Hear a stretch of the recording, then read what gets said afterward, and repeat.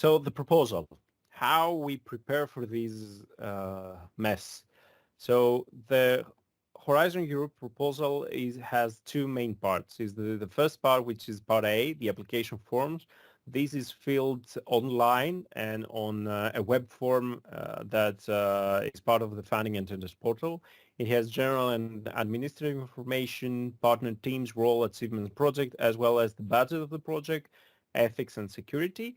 And we also have the second part, which is the technical description, and it has the excellence, the impact, and the implementation.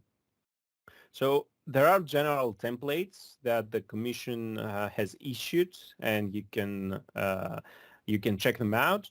But it's always preferable, and we suggest it strongly to check the template of your topic. So we will see how you can exactly download that through the portal.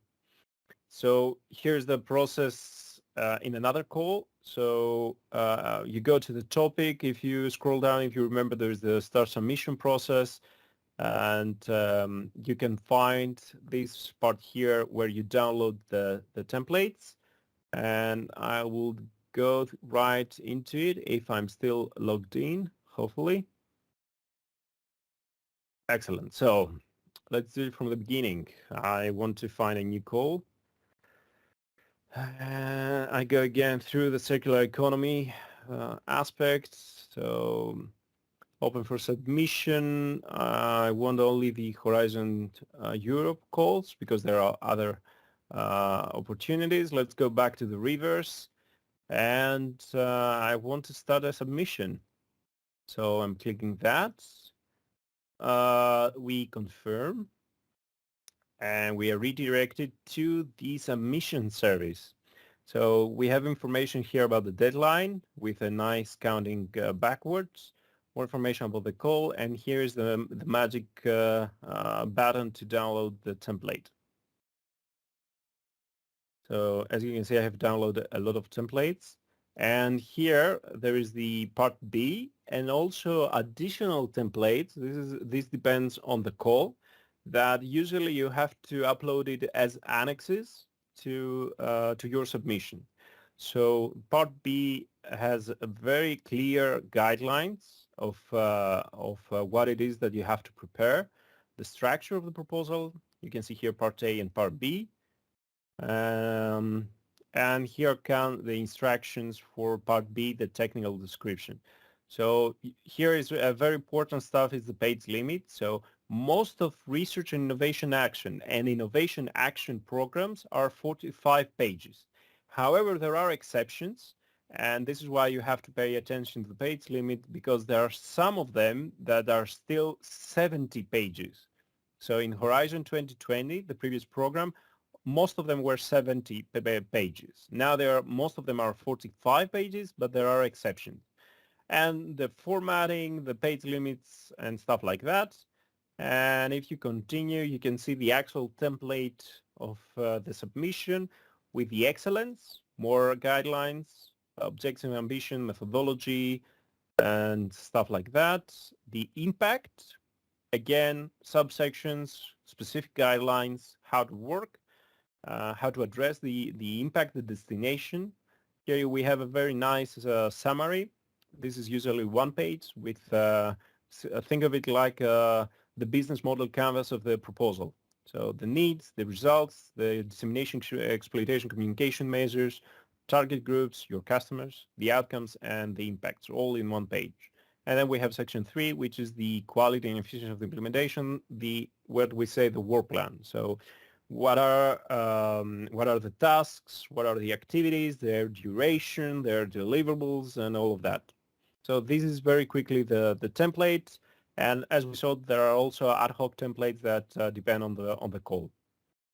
And if I select, for example, here my organization, I put a nice name here as well, POP2, and to be determined, for example, I can save and go to the next step. And if we do that, then we are bound, let's say, to start the proposal process. Of course, you can cancel that at any given time and retrack your submission.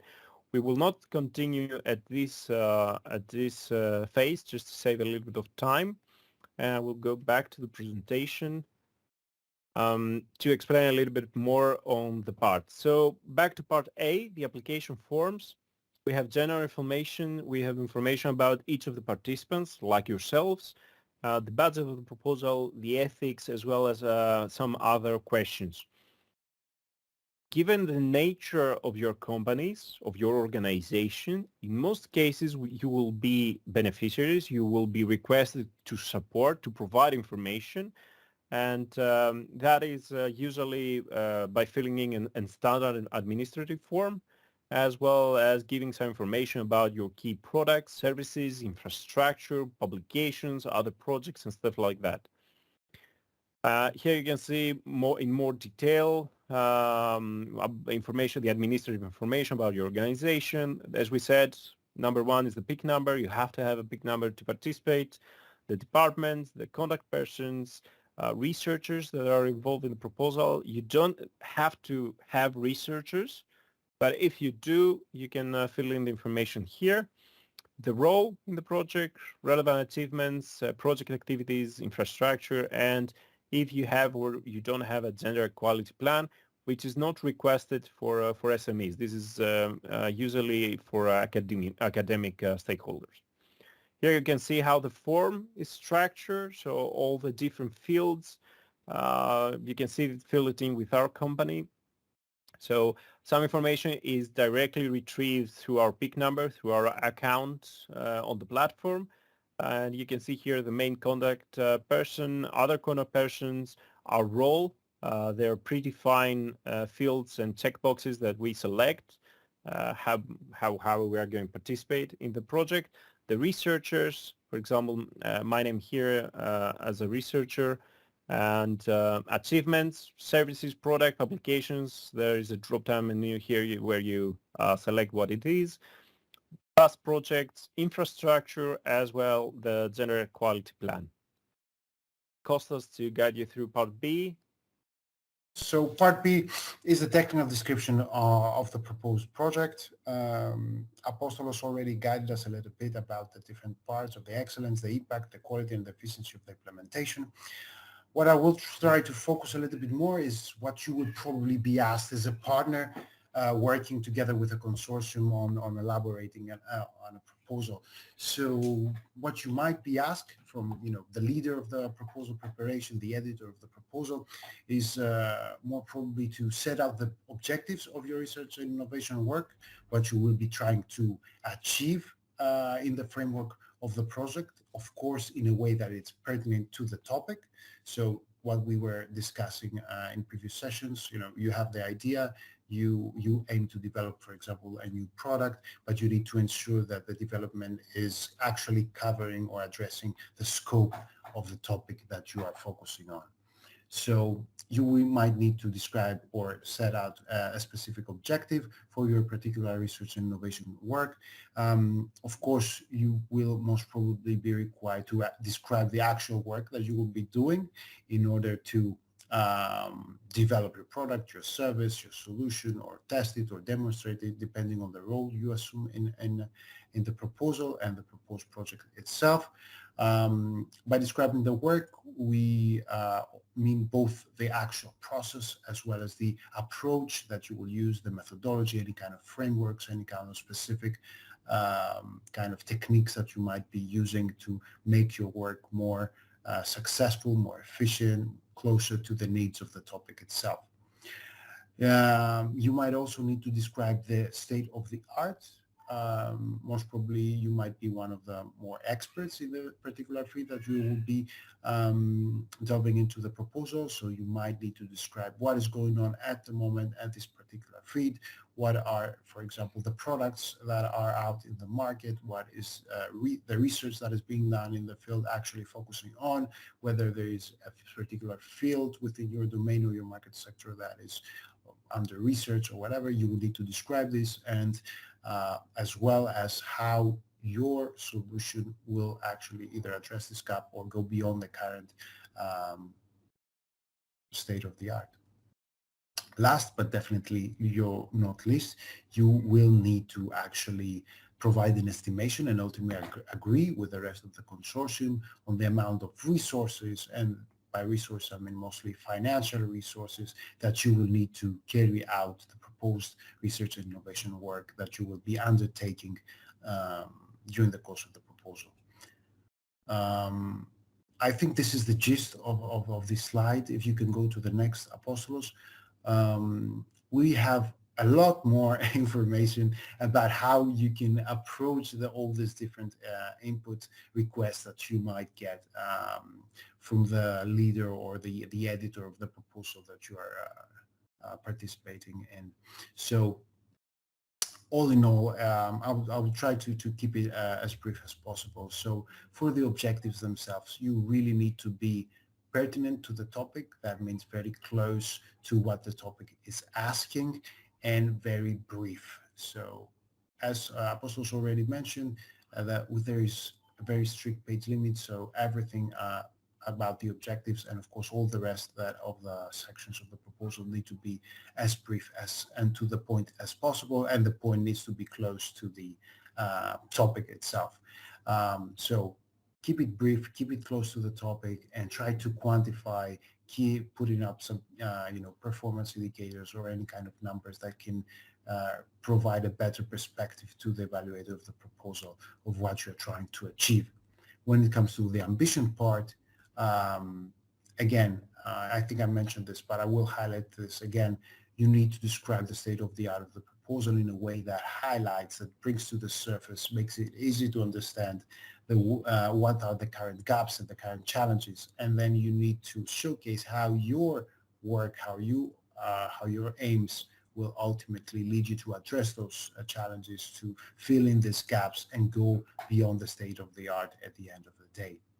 When it comes to the methodology sections, so you really need to think about building a narrative. Try to sell your idea in a way that is realistic, in a way that acknowledges the challenges of your work, and provide, some ideas, provide your current approach of how you are aiming to address the challenges, or why your approach by default is designed in a way that can address the key challenges that pertain to the particular work that you envision.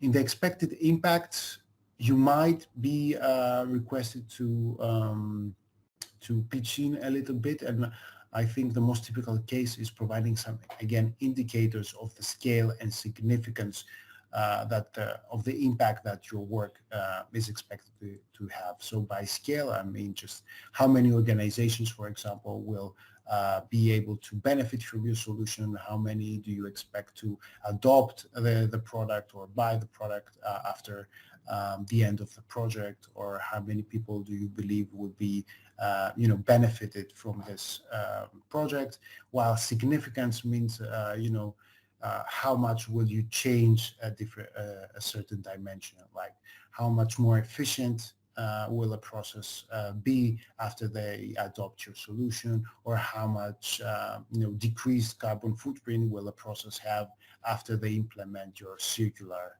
methodology or technology itself. All indicators by all means need to be justified. Either you need to provide certain baselines or benchmarks based on which you have made your estimations.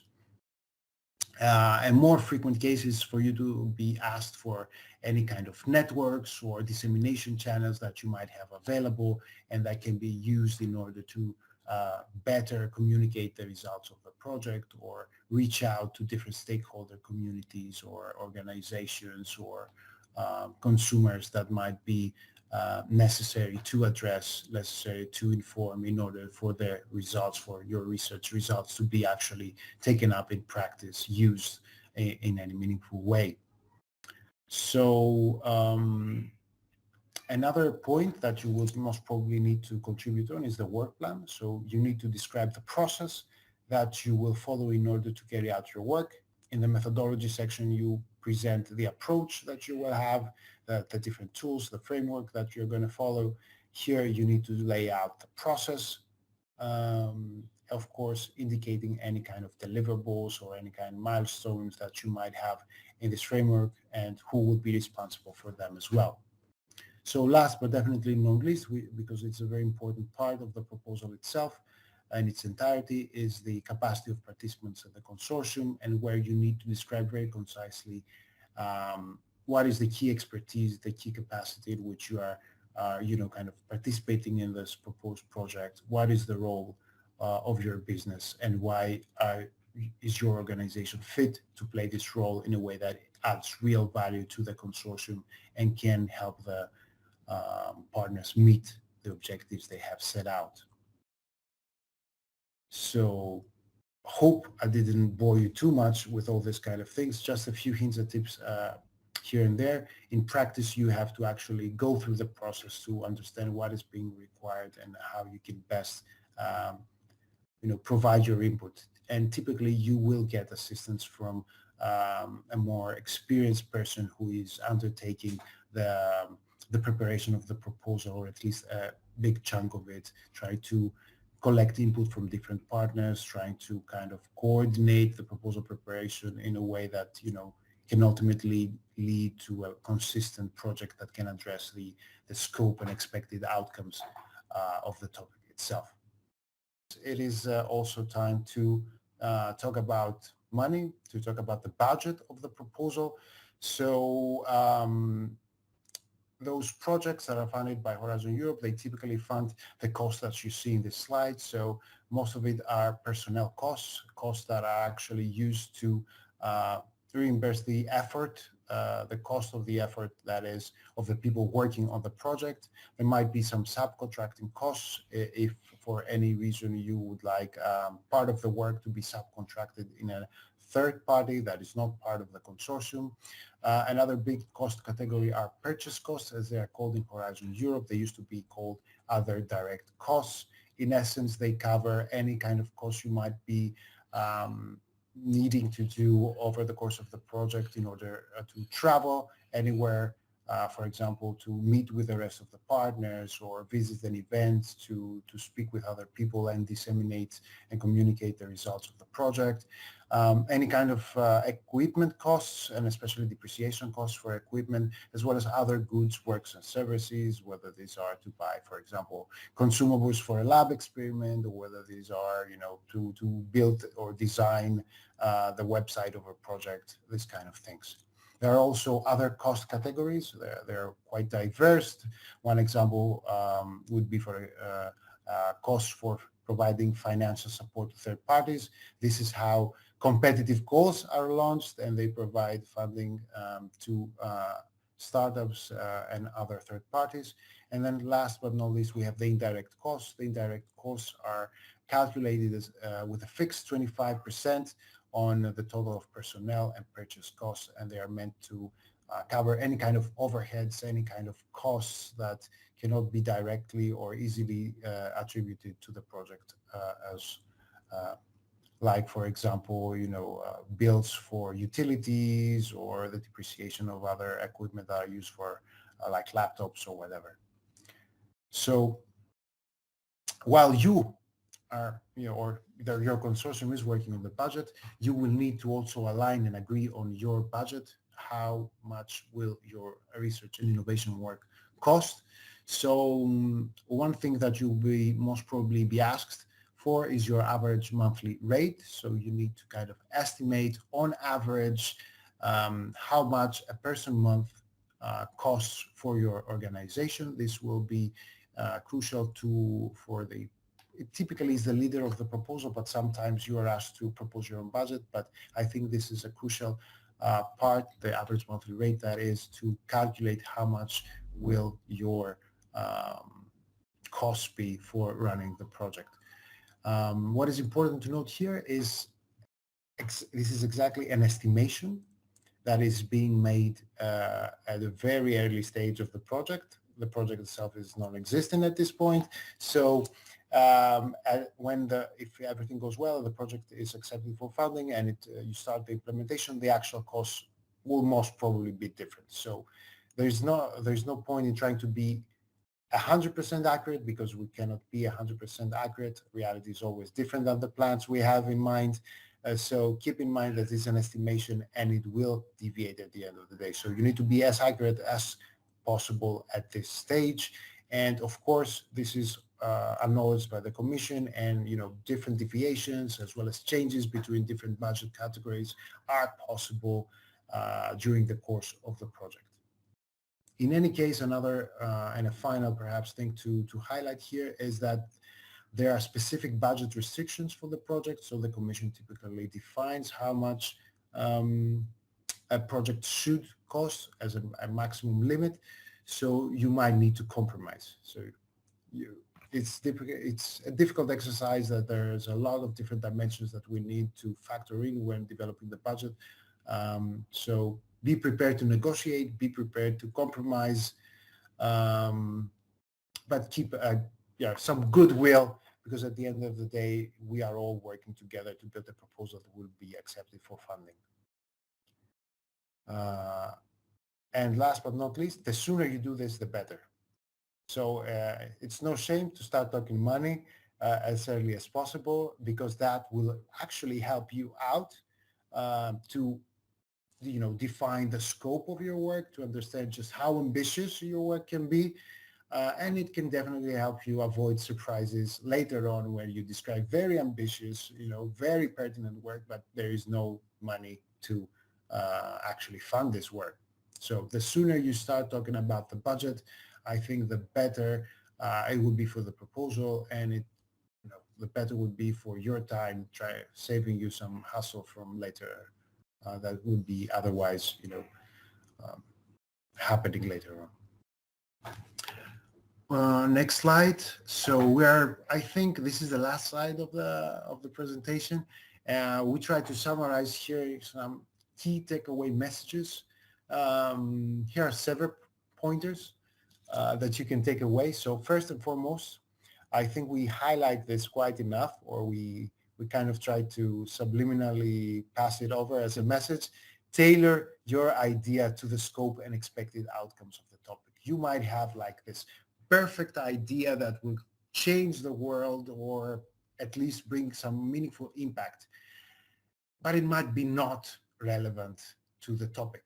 It will not get funded if it's not relevant to the topic. So the whole idea is to have an idea that is relevant to the topic. Otherwise, you're just trying to shoot the other way, and you will definitely not hit your target. The evaluators, the people that are evaluating the proposals on behalf of the Commission, they are actually tasked with assessing just how relevant your idea, your project, your proposal is to the scope and expected outcomes of the topic. So please keep that in mind. Do some compromise and try to bring your idea, your solution closer to the scope. You will have better chances of being funded this way.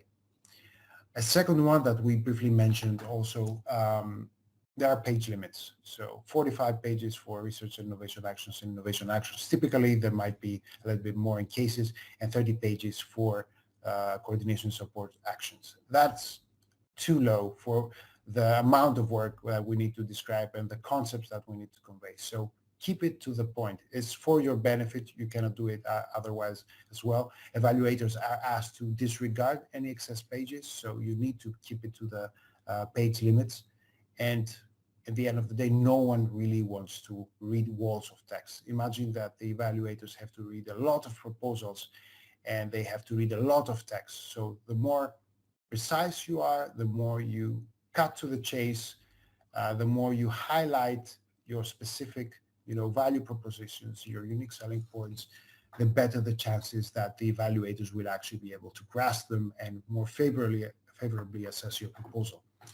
The third one, again, be specific, and be specific with quantifiable or quantified better indicators when possible. So the Commission, and especially for Horizon Europe now, they need their numbers. So you have to explain your objectives, for example. You need to explain your impact. You need to sell your story, but you also need to quantify your story, providing numbers, what we call key performance indicators, or KPIs for short. And in that regard, you need to be ambitious. So there is a lot of resources, financial resources that are going to those research and innovation projects, and the Commission is expecting for you to hit big numbers. At the same time, you need to be realistic. So you have to strike a balance at the end of the day between just how ambitious your goals are and just how realistically possible it is to achieve them. Not an easy task, easier said than done, I know, but still, you need to think how you can be ambitious but still be realistic at what you can achieve. So another thing in that same regard, also relevant to the second point, is use figures, use tables when you're writing the proposal, where you're trying to convey your approach, your methodology, or your work in general. It really helps out the reader to kind of break from those walls of text and understand, capture those visual cues a little bit more easier.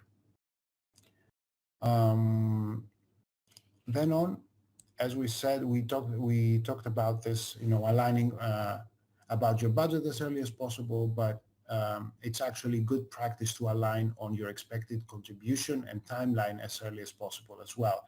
So the sooner you know what is expected from you and when you need to deliver this, the better you can plan, and you can most probably make time within your schedule to provide your necessary contributions.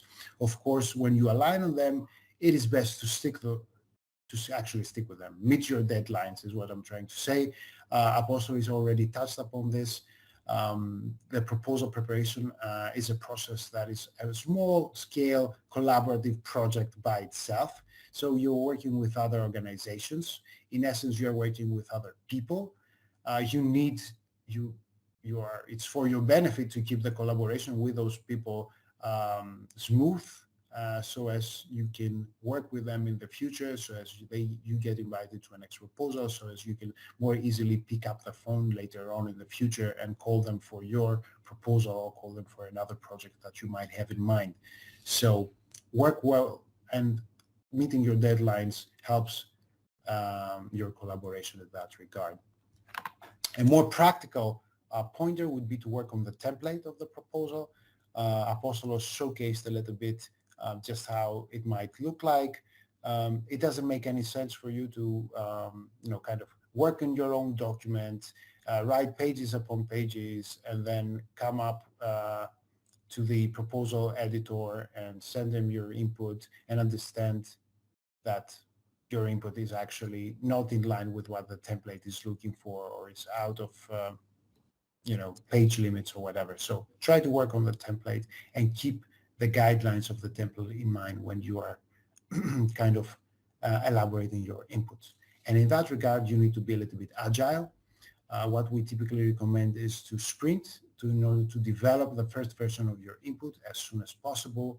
That will give you a lot of time to discuss your input with the other partners that are working on the proposal as well, to discuss your input and in order to improve it, in order to find out how we can best pitch it in a few pages that we are asked to pitch it in a proposal, and make the most out of this opportunity. And we have really found out from our practice, from our experience, that last mile improvements, can make a difference from a proposal that is very, very good, but is not accepted for funding, and a proposal that is very, very good and excellent enough to be funded. So the faster you have a first version, the more time you are giving yourself and your partners to work on improving the proposal and its text.